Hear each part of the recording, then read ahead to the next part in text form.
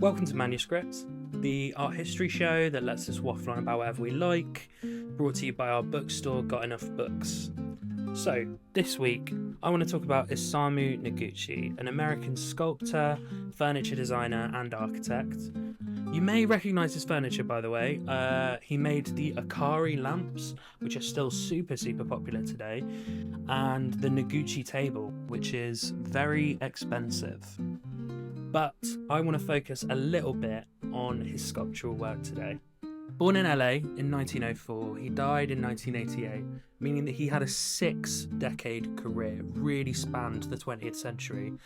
He was raised mainly in Japan until he was a teenager, and then for further education came back to the US to study a little bit more. So young Noguchi was heavily inspired by Romanian sculptor Constantin Brancusi, who he saw at an exhibition in New York. He loved his work, he loved the way that he created art, and just a year later, Isamu was working under Brancusi at his studio. He absorbed as much as he could and then went off to forge his own career. So the reason that I've chosen Noguchi to talk about today is a little thing called biomorphism. I think this is a really interesting artistic movement you don't hear tons about anymore. Understandably from the name, it's about the interplay between art and nature, natural forms, natural materials, and how they can be brought together. Noguchi's work fits squarely in that mould. His main kind of material use was stone and metal. He has an amazing quote, "Stone is the depth, metal is the mirror," when he was talking about his own work. It took until about 1940 for Isamu to become more of a household name. He worked on in this amazing piece called News for the Rockefeller Center in New York, which still stands there today, which is a kind of ode to the beauty of the Free Press and the Free Press Association.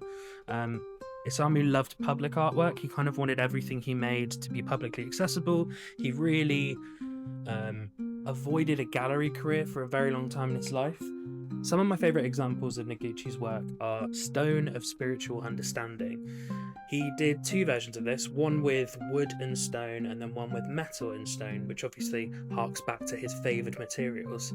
That interplay between that carved stone and the way it juts straight through is just beautiful and strange. It looks like something's glitching through a texture. He continued to capture that kind of interplay with works like Time Thinking and Vertical Man. You can see how natural forms were a key part of how Isamu created. I love his boldness as well. He's the only artist in US history to open their own museum, which is absolutely fantastic. Writing his own legacy, showing his own work in his own way. Really rate it. To learn more about art, artists, or any other cultural movements, why not come to our bookstore Got Enough Books, where we have second-hand books for first-rate people. See you there.